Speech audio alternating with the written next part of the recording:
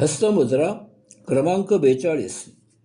चित्रामध्ये दाखविल्याप्रमाणे तेथे पाहून हस्तमुद्रा क्रमांक 41 प्रमाणे हस्तमुद्रा करा आणि उजवा अंगठा उभा करून ताठ करा.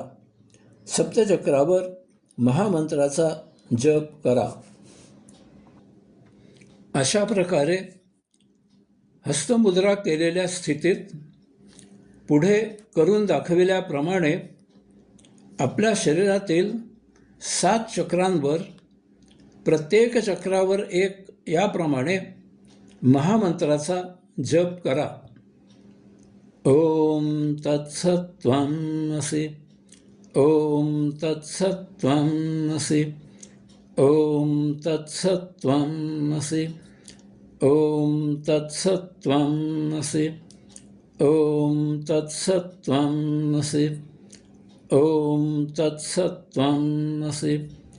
ओम तत्सत्त्वमसि.